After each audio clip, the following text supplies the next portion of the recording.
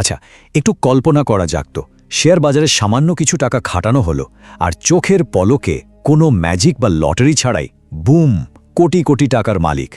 শুনতে একদম রূপকথার মতো লাগছে, তাই না? কিন্তু আধুনিক শেয়ার বাজারের ইতিহাসে সত্যি এমন একটা ঘটনা ঘটেছিল যা এফবিআইয়ের মতো দুদে সংস্থাকেও রীতিমতো ঘোল খাইয়ে দিয়েছিল। আজকের এই বিশ্লেষণে আমরা সময়ের সীমানা পেরিয়ে এমনই এক রোমাঞ্চকর যাত্রায় বের হব। অতীত, বর্তমান আর ভবিষ্যতের সীমারেখাগুলো আজ একদম ঝাপসা হয়ে যাবে। খোঁজার চেষ্টা করব বিজ্ঞানের এমন কিছু প্রশ্নের উত্তর যা মানুষের কল্পনাকে যুগ যুগ ধরে তাড়িয়ে বেড়াচ্ছে। ঘটনাটা ২০০৩ সালের মার্চ মাসের। আমেরিকার ওয়াল স্ট্রিটে হঠাৎ করেই এক অদ্ভুত, বলতে পারেন একটা অভূতপূর্ব কাণ্ড ঘটে গেল।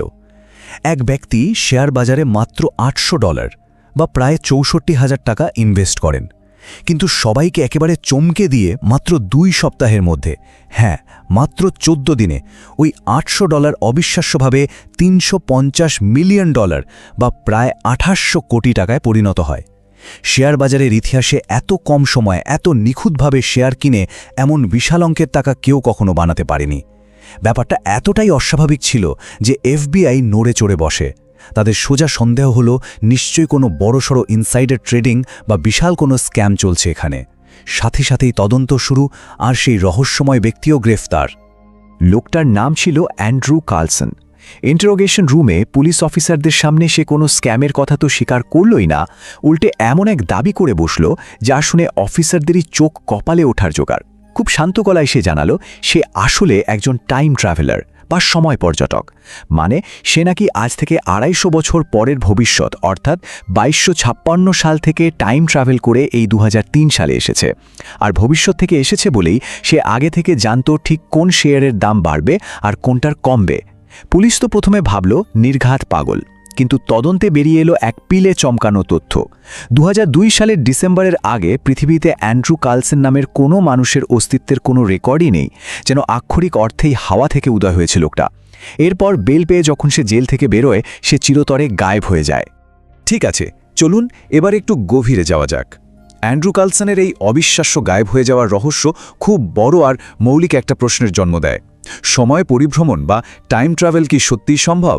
চাইলেই কি ভবিষ্যতের কোনো সময় পাড়ি দেওয়া যায়, নাকি এটা কেবলই সায়েন্স ফিকশন মুভি বা বইয়ের পাতায় বন্দি একটা কনসেপ্ট?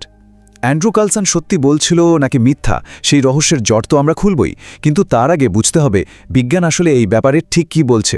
চলুন কল্পনার জগৎ থেকে বেরিয়ে সরাসরি পদার্থবিজ্ঞানের বাস্তব দুনিয়ায় পা রাখা যাক এবং দেখা যাক সময় জিনিসটা আসলে কিভাবে কাজ করে। মজার ব্যাপার কি জানেন? আধুনিক বিজ্ঞানের ধারণাগুলো কিভাবে হাজার বছর আগের প্রাচীন দর্শনের সাথে মিলে যায় সেটা দেখলে রীতিমতো অবাক হতে হয়। অনেকেই হয়তো ভাবেন টাইম মেশিনের ধারণা বোধহয় এইচ.জি. ওয়েলসের বিখ্যাত উপন্যাস থেকেই প্রথম এসেছে, কিন্তু অ্যালবার্ট আইনস্টাইনের টাইম ডাইলেশন বা সময়ের প্রসারণ আবিষ্কারের বহু আগেই প্রাচীন হিন্দু পুরাণে এর নিখুঁত একটা বর্ণনা রয়েছে। বিষ্ণু পুরাণ আর ভাগবত পুরাণে রাজা রৈবত কোকুদিমির কথা উল্লেখ আছে। তিনি তার মেয়ের জন্য উপযুক্ত পাত্র খুঁজতে ব্রহ্মালোকে গিয়েছিলেন। সেখানে খুব অল্প কিছুক্ষণ অপেক্ষা করে পৃথিবীতে ফিরে এসে তিনি দেখেন পৃথিবীতে ততদিনে বহু যুগ পার হয়ে গেছে। তার চেনা সমাজ, মানুষজন কেউ আর বেঁচে নেই। ভাবা যায় এই পৌরাণিক গল্পটা আধুনিক বিজ্ঞানের টাইম ডাইলেশন নীতির সাথে একদম হুবহু মিলে যায়।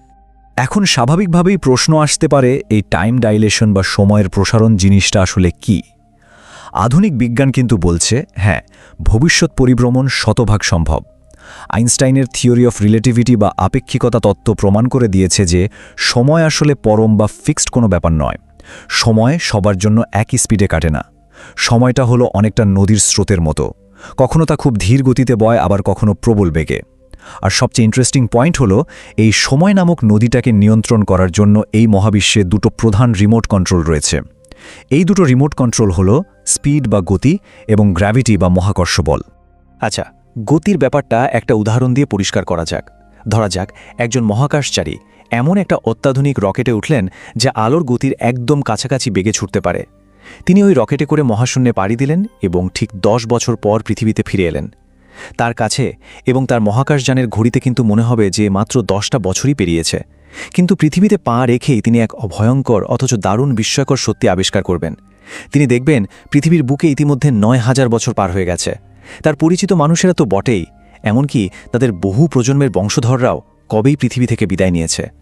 প্রচণ্ড গতির কারণে ওই মহাকাশচারীর জন্য সময় এতটাই ধীরে কেটেছে যে তিনি আক্ষরিক অর্থেই হাজার হাজার বছর ভবিষ্যতের এক পৃথিবীতে এসে ল্যান্ড করেছেন। এগুলো শুনে হয়তো কারো কারো মনে হতে পারে ধুর, এসব তো কেবলই খাতা কলমের থিওরি, বাস্তবে এর কোনো অস্তিত্ব নেই। কিন্তু না, এখানেই সবচেয়ে বড় চমক। মূল পয়েন্টটি হলো এই ব্যাপারটা ইতিমধ্যেই বাস্তব জীবনে প্রমাণিত। হ্যাঁ, রাশিয়ান মহাকাশচারী গেন্নাদি পাদালকা বাস্তব জীবনে ভবিষ্যতের দিকে টাইম ট্রাভেল করেছেন। তিনি 789 দিন মহাকাশে ছিলেন এবং প্রতি ঘন্টায় 28,000 কিলোমিটার বেগে পৃথিবীকে প্রদক্ষিণ করেছেন। এই প্রচণ্ড স্পিডের কারণে তার সময় পৃথিবীর সাধারণ মানুষের চেয়ে সামান্য ধীরে কেটেছে, আর এর ফলে তিনি পৃথিবীর সময়ের হিসেবে ঠিক 0.02 সেকেন্ড ভবিষ্যতে চলে এসেছেন। সহজ কথায়, তিনি এখন পৃথিবীর অন্য যে কোনো মানুষের চেয়ে 0.02 সেকেন্ড কম বয়স্ক।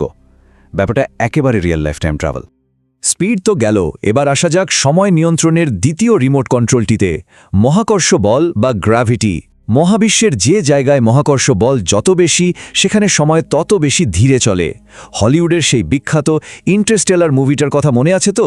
ওই যে মহাকাশচারীরা একটা বিশাল ব্ল্যাক হোলের কাছাকাছি থাকা একটা গ্রহে নামে, আর সেখানে কাটানো মাত্র 1 ঘন্টা পৃথিবীর সময়ের হিসেবে পুরো 7 বছরের সমান হয়ে যায়। বিজ্ঞান বলছে এটা মোটেও কোনো আজগুবি সিনেমার প্লট নয়। ব্ল্যাক হোলের চারপাশে গ্র্যাভিটি এতটাই শক্তিশালী থাকে যে সেখানে সময় প্রায় থমকে দাঁড়ায়। কেউ যদি সত্যি এমন কোনো গ্র্যাভিটি ফিল্ড কিছুটা সময় কাটিয়ে পৃথিবীতে ফেরে, তবে দেখবে পৃথিবীতে কয়েকশো বছর এমনিতেই পার হয়ে গেছে।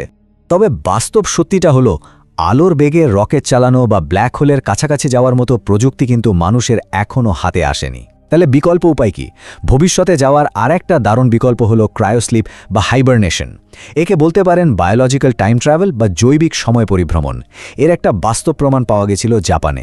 সেখানে একজন পর্বতারোহী প্রচণ্ড ঠান্ডায় বরফের মধ্যে আটকে পড়ে টানা 24 দিন খাবার আর জল ছাড়া বেঁচেছিলেন। উদ্ধারকারী ডাক্তাররা দেখে অবাক হয়ে যান যে চরম ঠান্ডায় তার শরীর হাইবারনেশন বা সম্পূর্ণ নিষ্ক্রিয় মোডে চলে গিয়েছিল, যার ফলে তার বয়স কার্যত বাড়েইনি ওই সময়টায়। নাসা বর্তমানে এই প্রযুক্তিটা নিয়ে খুব নিবিড়ভাবে কাজ করছে। এমন একদিন হয়তো আসবে যখন মানুষকে ডিপ ফ্রিজ চেম্বারে ঘুম পাড়িয়ে দেওয়া হবে, আর যখন তাদের ঘুম ভাঙবে ততদিনে হয়তো পৃথিবীতে 100 বছর পার হয়ে গেছে।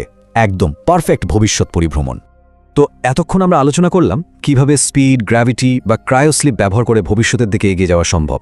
কিন্তু এবার আমরা মুদ্রার উল্টো পিঠটা দেখব, এমন একটা দিক জানিয়ে বিজ্ঞানীরা সবচেয়ে বেশি টেনশনে থাকেন। অতীতে মানে পাস্টে কি ফিরে যাওয়া সম্ভব? আমরা কি চাইলেই অতীতের কোনো ভুল শুধরে আসতে পারি? বিজ্ঞানীরা কিন্তু বলছেন অতীতে ফিরে যাওয়াটা শুধু যে প্রযুক্তিগত দিক থেকে কঠিন তা নয়, এটা যৌক্তিকভাবে অত্যন্ত বিপজ্জনক একটা ব্যাপার। অতীতে যাওয়ার পথে সবচেয়ে বড় বাধা হলো কিছু অবর্ণনীয় লজিক্যাল গিট বা জটিলতা, যাকে বিজ্ঞানের ভাষায় বলা হয় প্যারাডক্স। অতীতে ভ্রমণের এই অসম্ভবতাকে সবচেয়ে ভালোভাবে ব্যাখ্যা করে গ্র্যান্ডফাদার প্যারাডক্স। চলুন এই লজিক্যাল দুঃস্বপ্নটাকে একটু ভেঙে বোঝা যাক। ধরা যাক কেউ একজন কোনোভাবে একটা টাইম মেশিন বানিয়ে অতীতে গেল এবং একদম দুর্ঘটনাবশত তার দাদুকে গুলি করে মেরে ফেলল।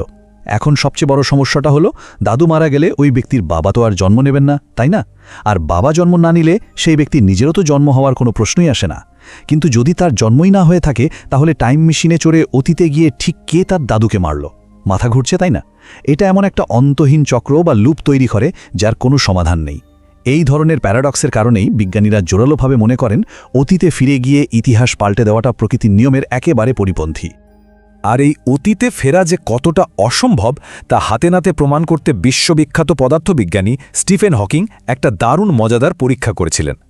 2009 সালের 28শে জুন তিনি বেশ জাঁকজমকপূর্ণ একটা পার্টির আয়োজন করেন। শ্যাম্পেন, বেলুন, ভালো খাবার, সবকিছুর পারফেক্ট বন্দোবস্ত ছিল। কিন্তু সবচেয়ে মজার ব্যাপার হলো, তিনি এই পার্টির আমন্ত্রণপত্রগুলো পাঠিয়েছিলেন পার্টি শেষ হয়ে যাওয়ার ঠিক পর দিন। কার্ডে লেখা ছিল, ভবিষ্যৎ থেকে যদি কোনো টাইম ট্রাভেলার এসে থাকো তবে এই পার্টিতে তোমাকে স্বাগতম। বলাই বাহুল্য, সেই পার্টিতে মাছি ছাড়া আর কেউ উপস্থিত হয়নি। এর মাধ্যমে হকিং অত্যন্ত সূক্ষ্ম রসবোধ দিয়ে প্রমাণ করে দিয়েছিলেন যে ভবিষ্যৎ থেকে অতীতে আসার প্রযুক্তি হয়তো কোনোদিনও আবিষ্কার হবে না। আচ্ছা, এবার চলুন আমাদের আজকের আয়োজনের সেই একদম শুরুর রহস্যটাই ফিরে যাই। সেই যে অ্যান্ড্রু কার্লসন, যে মাত্র কয়েকদিনে $350 মিলিয়ন কামিয়েছিল আর নিজেকে 2556 সালের মানুষ বলে দাবি করেছিল, তার আসলে কি হয়েছিল? সত্যটা শুনলে হয়তো একটু হতাশ হবেন। ইন্টারনেটে দাবানলের মতো ছড়িয়ে পড়া ওই পুরো গল্পটাই ছিল আদ্যোপান্ত একটা ডাহা মিথ্যে বা fake news. Weekly world news নামের একটা সেটায়ার বা ব্যঙ্গাত্মক পত্রিকা সর্বপ্রথম নেহাতি মজার ছলে এই কাল্পনিক খবরটা ছেপেছিল, কিন্তু পরে ইয়াহু নিউজ সহ বেশ কয়েকটা বড় বড় মিডিয়া এটাকে একদম সত্যি ঘটনা ভেবে প্রকাশ করে দেয়, আর ব্যাস রাতারাতি এটা ভাইরাল। বাস্তবে অ্যান্ড্রু কার্লসন নামের ওই টাইম ট্রাভেলারের কোনো অস্তিত্বই পৃথিবীতে ছিল না।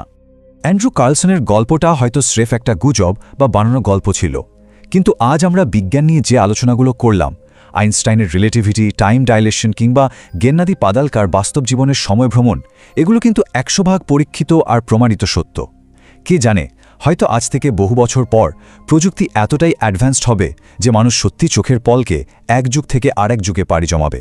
আজকের এই বিশ্লেষণটা শেষ করার আগে একটা প্রশ্ন রেখে যেতে চাই। একটু ভেবে দেখুন তো, যদি কখনো সত্যি একটা টাইম মেশিনের চাবি আমাদের হাতে চলে আসে, তখন আমরা কি করব?